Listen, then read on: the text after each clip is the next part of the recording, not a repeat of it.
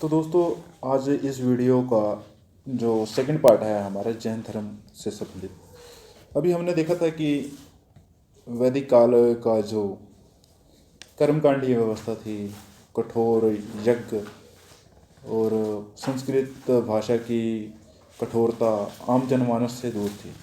तो कहीं ना कहीं यह सब जैन धर्म के विकास के लिए कुछ महत्वपूर्ण बिंदु थे या कुछ महत्वपूर्ण अवस्थाएं थी, जिनकी वजह से हम कह सकते हैं कि जैन धर्म अपने विकास के लिए एक रास्ता तलाश सका। और यह तो कुदरती नेचर है कि अगर कोई भी ऐसी सिचुएशन पैदा हो जाए कि उसको फलने फूलने का समय मिल जाए और कुछ ऐसे अनुकूल वातावरण का होना, तो कहीं ना कहीं ये सारी सिचुएशन जैन धर्म के समय थी। तो अभी हम बात कर रहे हैं जैन धर्म के बारे में। मैं अजय कुमार आपका स्वागत करता हूँ आपके अपने चैनल एग्जाम केयर 14 पे। तो एक छोटी सी रिक्वेस्ट है कि चैनल को सब्सक्राइब कर दीजिए, वीडियो को लाइक और शेयर करना आपकी ही जिम्मेवारी है। तो चलिए वीडियो को स्टार्ट करते हैं। तो हम बात करते हैं जैन धर्म से। जब उसको ज्ञान की प्राप्ति हुई तो कैवलिन बोला गया। कैवलिन बोला गया कैवलिन बोला गया जब उसको ज्ञान की प्राप्ति हुई तो उसको कैवलिन बोला गया। कैवलिन क्यों बोला गया? क्योंकि उसको कैवल्य की प्राप्ति हुई थी। अगर हम कैवलिन की बात करें तो इसका अर्थ हमें जिन शब्द से लेता है, और जिनका अर्थ है बंधन रहित या निर्ग्रंथ भी इसको कहा गया। कहीं ना कहीं निर्ग्रंथ का भी अर्थ बंधन रहित, मीनिंग भवसावर के या संसारिक मोहमाया, इन सब से क्या थे, वो दूर हो चुके थे। और इसके बारे में अगर जानकारी हमने देखनी है कि महावीर जैन को जब ज्ञान की प्राप्ति हुई तो वह त्रिजुपालिका नदी की किनारे बैठे थे। जरम्बिक गांव में था, जरम्बिक गांव, वहाँ पे उनको ज्ञान की प्राप्ति हुई, कैवल्य की प्राप्ति हुई। और अगर हम बात करें महावीर जैन की, तो इनके समय, जिस समय इनको ज्ञान की प्राप्ति हुई, जब यह आचार प्रसार कर रहे थे अपनी शिक्षाओं का, जो इनको पता लगा कि संसार में इसके अलावा कुछ नहीं है, इनको उस चीज़ की उसका पूर्ण ज्ञान हो चुका था। तो जिस समय यह अपने प्रचार कर रहे थे, अपनी शिक्षाओं का प्रचार कर रहे थे, तो कहीं ना कहीं उस समय बिंबिसार, अजात शत्रु, उदयन प्रद्योत, चंद्र प्रद्योत, यह बहुत सारे शासक थे उस समय के, जो कहीं ना कहीं जैन धर्म के उपासक बने। और बात यहाँ तक आ चुकी थी कि इन लोगों ने पूर्ण संरक्षण दिया और भूमि अनुदान भी दिए। और अगर बात करें हम महावीर जैन की मृत्यु की, तो लगभग 468 ईसा पूर्व में इनकी मृत्यु हो जाती है। और कुछ इतिहासकारों का मानना है कि 505 ईसा पूर्व में इनका निधन हुआ था।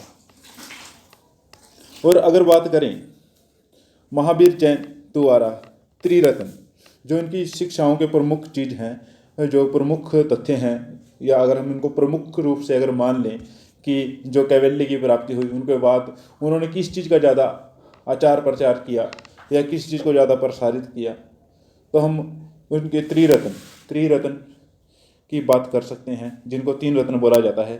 तो यह थे सम्यक दर्शन, मीनिंग सच्चा दर्शन होना चाहिए, सम्यक ज्ञान, सच्चा ज्ञान होना चाहिए, सम्यक आचरण, सच्चा आचरण होना चाहिए, और कहीं ना कहीं चातुर्याम शिक्षा, जिसे हम 4 महाव्रत बोलते थे, उनमें इन्होंने एक और महाव्रत को जोड़ा था, वह था ब्रह्मचर्य। ब्रह्मचर्य को इन्होंने जोड़ा, तो यह कहीं ना कहीं भिक्षुओं के लिए इन्होंने बताया था कि जो भी जैन धर्म को स्वीकार करेगा या इनकी शिक्षाओं को स्वीकार कर इनके साथ आएगा, उनको कहीं ना कहीं ब्रह्मचर्य का पालन करना होगा। और इसके लिए कहीं ना कहीं किसी नारी से वार्तालाप, उसको देखना, उसके संग रहने की मनाही लगभग ब्रह्मचर्य में की गई थी। अगर हम बात करें समकालीन शासकों में, उसके बाद हम देखते हैं कि इतनी प्रसिद्धि इन्होंने हासिल कर ली थी जैन धर्म ने। तो श्रवणबेलगोला में चंद्रगुप्त मौर्य जी जाते हैं और जो जीवन के आखिरी पल थे, संलेखना विधि के तहत इन्होंने अपने प्राण का त्याग किया। तो इतने कम समय में इतनी प्रसिद्धि हासिल कर ली थी जैन धर्म ने। और हम देख सकते हैं तो इसके पीछे कहीं ना कहीं उन व्यवस्थाओं का इसके अंदर हाथ रहा है जो उस समय लोगों को अच्छी नहीं लग रही थी और उनसे तंग थे या उनके अंदर घुल मिल नहीं रहे थे, या कहीं ना कहीं उन व्यवस्थाओं से कहीं आसान रास्ता जैन धर्म ने लोगों को दिया, इसलिए वह इसकी तरफ ज़्यादा आकर्षित हुए। और संलेखना विधि के तहत चंद्रगुप्त मौर्य वंश के बहुत महत्वपूर्ण शासक थे, इन्होंने अपने प्राणों की आहुति दी थी। और अगर बात करें जैन दर्शन में अगर हम बात करें जैन धर्म के मुख्य बिंदु या उनका बात क्या बोल रहा है, जैन धर्म के दर्शन की अगर बात करें, क्या इन्होंने अपने आचार प्रचार किया, क्या क्या बात इन्होंने लोगों को बताई कि यह सब सच हो सकता है। तो सबसे पहले उन्होंने कहा ईश्वर की वास्तविकता में इनका बिल्कुल भी विश्वास नहीं था। ईश्वर की वास्तविकता में इनको बिल्कुल भी विश्वास नहीं था। इन्होंने केवल इतना कहा सत्य संसार केवल वास्तविक संसार केवल सत्य है और अनेक चक्रों में बटा है। संसार केवल वास्तविक है और वही सत्य है और यह लगभग बहुत सारे चक्रों में बटा हुआ है। उसके बाद इन्होंने बताया था चेतन के बारे में भी इन्होंने बात करी थी, जीव चेतन के बारे में। तो इन्होंने दो चेतन बताए थे, एक अजीव चेतन और एक जीव चेतन। जीव चेतन को इन्होंने तत्व बताया था और अजीव चेतन को इन्होंने जड़त्व बताया था। लगभग अचेतन जड़ बताया था इन्होंने। अगर हम बात करें तो दो तरह के इन्होंने चेतनों की बात की थी, जीव और अजीव। अचेतन जड़त्व और जीव चेतन को तत्व बताया था। और कहीं ना कहीं अजीव का विभाजन 5 भागों में इन्होंने किया था। तो यह 5 भाग कौन से थे? उद्दकल, काल, आकाश, धर्म, अधर्म।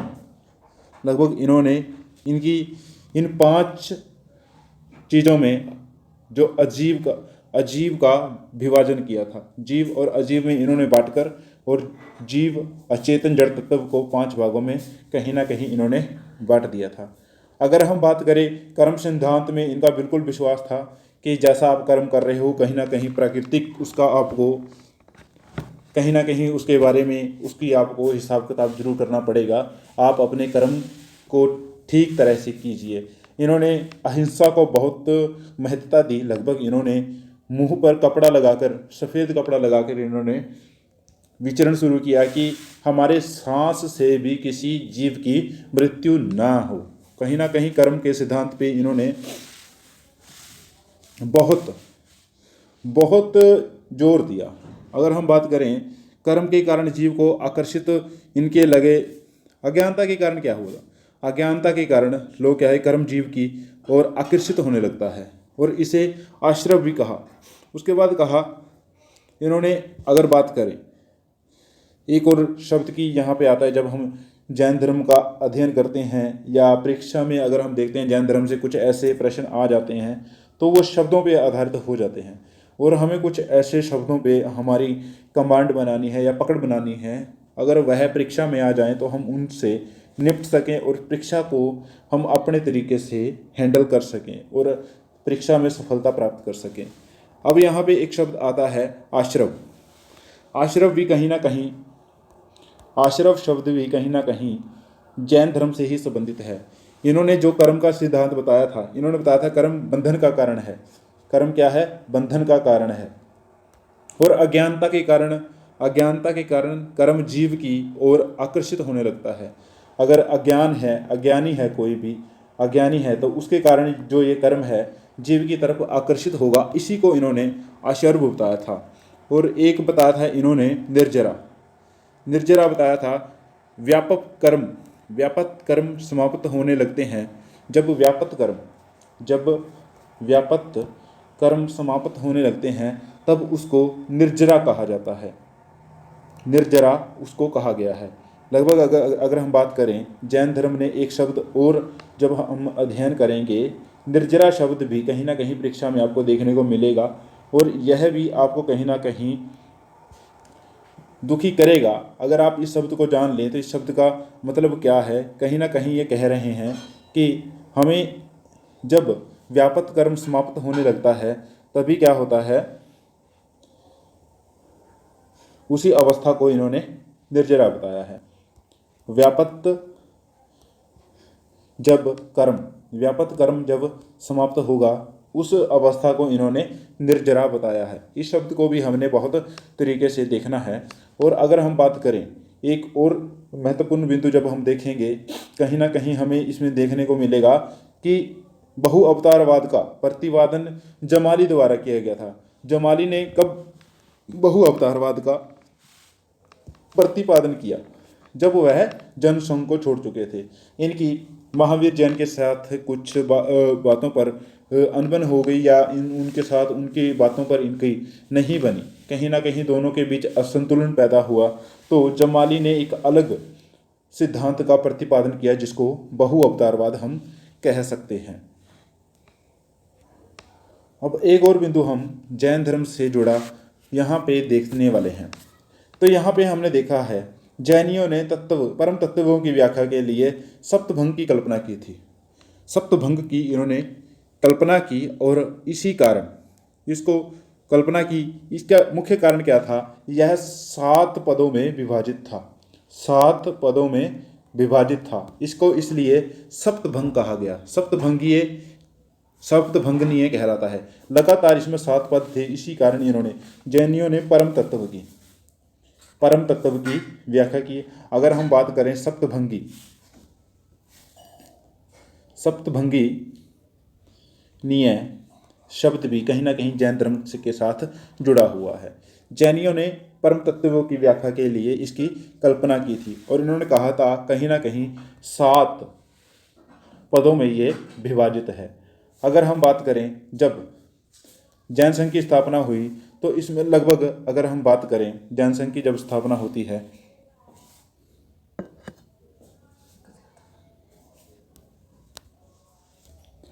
तो अगर हम बात करें महावीर जैन की, तो महावीर जैन के जीवन काल में इन्होंने जनसंघ की जब स्थापना की, जैन संघ की, तो इसमें कुल 11 अनुयायी थे।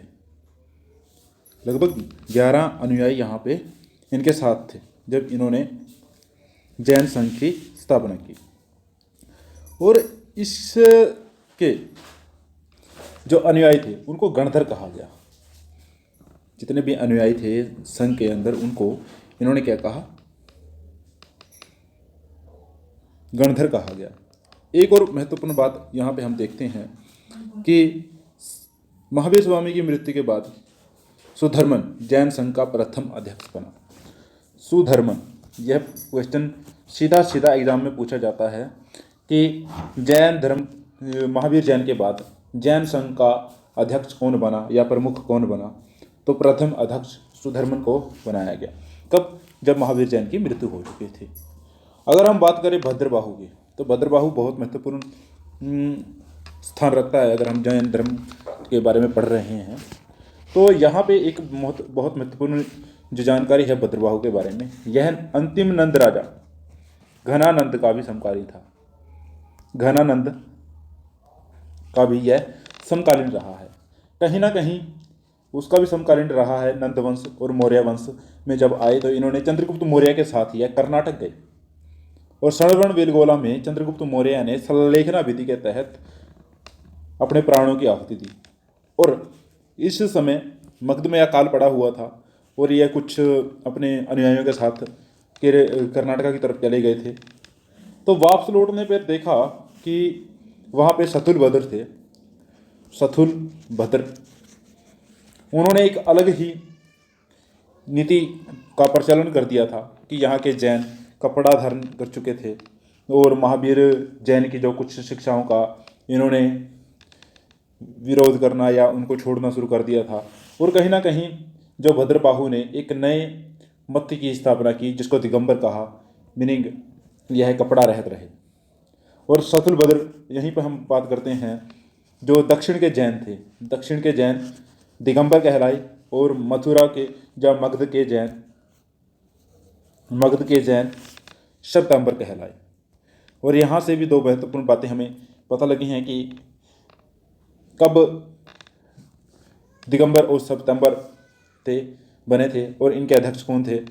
अगर हम बात करें, शत्रुभद्र श्वेतांबर का हिस्सा रहे और 5वीं सदी में कर्नाटक में बहुत सारे मठों का उद्गम हुआ। और हमने बात की है दक्षिण के जो जैन थे, दक्षिण के जो जैन हैं वह क्या हैं, दिगंबर हैं। और अगर हम बात करें उत्तर के जैन तो यह लगभग श्वेतांबर आपको मिलेंगे। उसके बाद अगर हम बात करें बरसात जैन मठों को कहा गया है, यह भूमिदान जो राजाओं द्वारा मिले थे उनके अंदर यह बनाए गए थे। और बहुत सारे राजाओं ने संरक्षण प्रदान किया जैन को। और यहीं पे एक बहुत महत्वपूर्ण नाम आता है कलिंग नरेश खारेवाल का। खारेवाल ने भी काफ़ी संरक्षण जैन धर्म को मिला। बहुत प्रसिद्ध शासक थे कलिंग नरेश, जिसको कहा जाता है खारेवाल।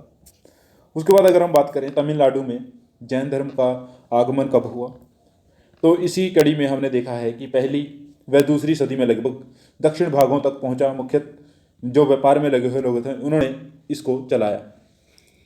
और हमने देखा है कि ये बहुत सारे लोगों ने जैन धर्म को अपनाया। तो यह कोई एक अनोखी बात नहीं है कि ऐसा क्यों हुआ, क्योंकि उस समय के हालात कुछ ऐसे थे कि जो और वैदिक संप्रदाय जो चल रहे थे उन्होंने लगातार कठोरता दिखानी शुरू कर दी थी। धार्मिक कठोरता, अनुसंधान, यज्ञ इतने महंगे हो गए थे तो लोग लगभग इनसे छुटकारा पाना चाहते थे। कहीं ना कहीं जैन धर्म एक ऐसा रास्ता ईश्वर तक जाने का उनको मिल गया था कि यह एक आसान रास्ता है।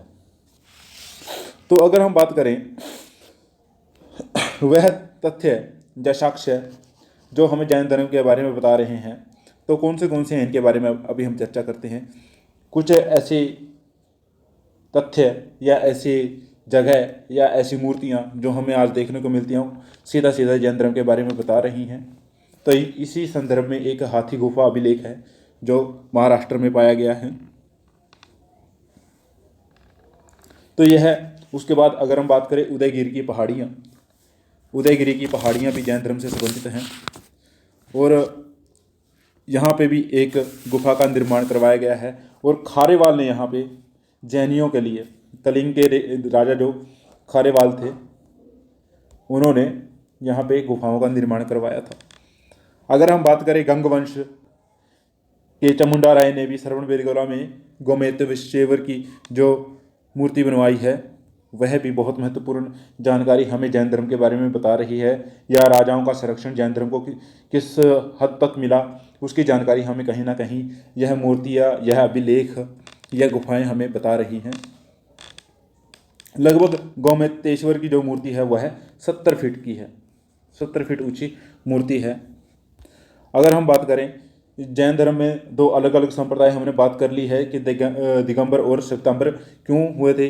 कि जब मगध के आसपास के इलाकों में क्या हुआ, अकाल पड़ा तो जो थे भद्रबाहु थे वह कर्नाटका की तरफ चले गए थे और उनके साथ मौर्य वंश के शासक चंद्रगुप्त मौर्य भी उनके साथ चले गए थे। और जब वह वापस आए तो उन्होंने देखा कि शत्रुभद्र ने कहीं ना कहीं कुछ चेंजेस जो जैन की शिक्षाओं में लेकर आके और अपने तरीके से वह आचार व्यवहार कर रहे हैं। तो भद्रबाहु ने क्या किया, दिगंबर एक अलग संप्रदाय की स्थापना कर दी और लगभग इनको गुल्लक, तिलक और निर्ग्रंथ कहा गया। दिगंबरों को गुल्लक, तिलक और निर्ग्रंथ कहा गया। और श्वेतांबर को कहा गया यति, आचार्य तथा सतु या साधु भी इनको कहीं ना कहीं कहा गया। यह शब्द लगभग हमें देखने चाहिए और इन पर विवेचना करनी चाहिए। कहीं ना कहीं हमारी परीक्षाओं में प्रत्यक्ष या अप्रत्यक्ष रूप से इनके बारे में पूछा जाता है और पूछा गया जाता रहा है और पूछा जाएगा। अब हम बात करते हैं, जैसे ही जैन धर्म या महावीर जैन का निधन हुआ उसके बाद उनके अनुयायियों ने इसको प्रसारित करने के लिए लगभग दो जैन सभाओं का आयोजन करवाया। पहली जैन सभा हमारी 4वीं शताब्दी में हुई है और पाटलिपुत्र में हुई थी।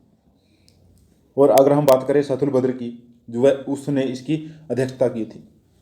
4वीं शताब्दी थी ईसा पूर्व की जब यह सभा हुई।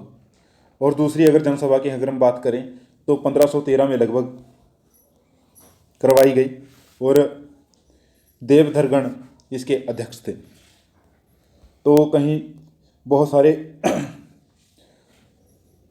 जानकारी हमें, जब यह सभाएं हुई तो यहाँ पे बहुत सारे ग्रंथों का, बहुत सारी जानकारियाँ यहाँ पे बताई गई, जहाँ कुछ ऐसे ग्रंथ लिखे गए जो आज हमें जैन धर्म के बारे में महत्वपूर्ण जानकारियाँ प्रदान करते हैं।